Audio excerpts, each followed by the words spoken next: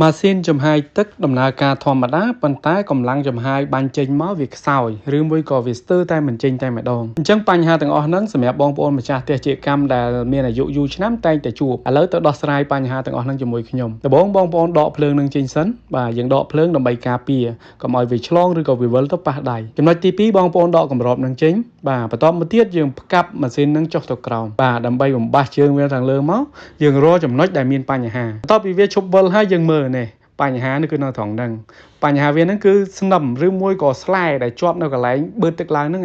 ដែលជាបញ្ហាធ្វើឲ្យទឹកហ្នឹងវាមិនឡើងហ្នឹងហ្នឹងគឺជាបញ្ហាធំសម្រាប់ដោះស្រាយដែលយើងត្រូវដោះស្រាយហើយវិធីសាស្ត្រក្នុងការដោះស្រាយអត់ពិបាកទេស្រួលទេបាទងាយហើយចំណុចមួយទៀតនៃបញ្ហាហ្នឹងគឺចានទឹករបស់យើងនេះអត់ដែលស្មាតទេគឺវាមានជាប់កបោជាប់ស្លាយជាពិសេសបងប្អូនដែលប្រើទឹកដងជួបច្រើនណាស់បញ្ហាមួយហ្នឹងជួបច្រើនមែនតើអញ្ចឹងយើងត្រូវសម្អាតវាចេញហើយដើម្បីដោះស្រាយបញ្ហានេះអត់ពិបាកទេនេះបងប្អូនមើលណាបាទកន្លែងអស់ហ្នឹងឯងយើងត្រូវសម្អាតហើយជាកន្លែងយើងត្រូវសម្អាតប្លុកទាំងអស់ហ្នឹងគឺជាប្លុកដែលយើងត្រូវសម្អាតទាំងអស់មិនជាបញ្ហាទេត្រង់ចំណុចនេះបងប្អូនមើលឃើញខ្ចៅវិស3នៅកន្លែងហ្នឹងបងប្អូនត្រូវដកវាចេញ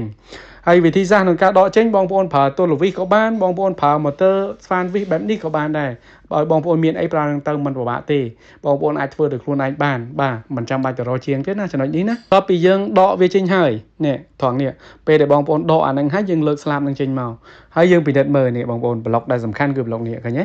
សុទ្ធតែដីសុទ្ធតែស្លែបើក្នុងនេះវិញឡើងខាប់តែម្ដងបាទចំណុចហ្នឹងហើយដែលយើងត្រូវសម្អាតវាអញ្ចឹងវិធីសាស្ត្រសម្អាតគឺងាយទេបងប្អូនអាចប្រើច្រាសក៏បានបើបងប្អូនអត់មានច្រាសទេអាចប្រើជាមែកឈើឬមួយក៏ដែកអីដែលស្រឹងរឹងហើយស្រួចបងប្អូនអាចប្រើវាដើម្បីឆ្កឹះអាដីអាទូលីទាំងអស់ហ្នឹងចេញហើយបន្ទាប់ពីនេះហើយយើងអាចប្រើទឹកបាញ់ដើម្បីលាងសម្អាតវាស្អាតខ្ញុំថ្ងៃនេះខ្ញុំអត់មានអីឆ្កឹះដែរអញ្ចឹងខ្ញុំប្រើក្បាលទូលវិសដើម្បីឆ្កឹះអាទូលីទាំងអស់ហ្នឹងណាអាដីស្អិតអីជាប់អីផ្សេងបន្ទាប់មកទៀតខ្ញុំយកទឹកបាញ់ជាស្រួលទេបងប្អូនទឹកហ្នឹងគឺយើងមានអាទឹកចូលម៉ាស៊ីនចំហាយទឹកយើងហ្នឹងយើងយកវាមកបាញ់មកបាទ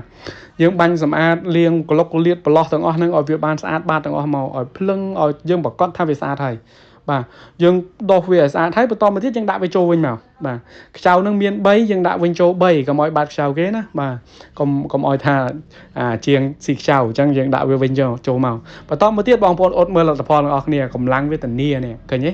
វាដូចថ្មីវិញអញ្ចឹងកម្លាំងវាបាញ់ចេញមកគឺខ្លាំងធម្មតាវិធីសាស្ត្រនេះគឺងាយទេបងប្អូនអាចធ្វើដោយខ្លួនឯងបានអរគុណច្រើនបងប្អូនអរគ្នាសម្រាប់វីដេអូនេះខ្ញុំមានបងប្អូនមានចម្ងល់អីបន្ថែមទៀតទាក់ទងជាមួយនឹងបញ្ហាផ្សេងៗក្នុងទេសកម្មអាចដាក់នៅក្នុងខមមិនខាងក្រោមវីដេអូនេះខ្ញុំនឹងយកមកធ្វើជាវីដេអូចែករំលែកបន្តអរគុណជំរាបលា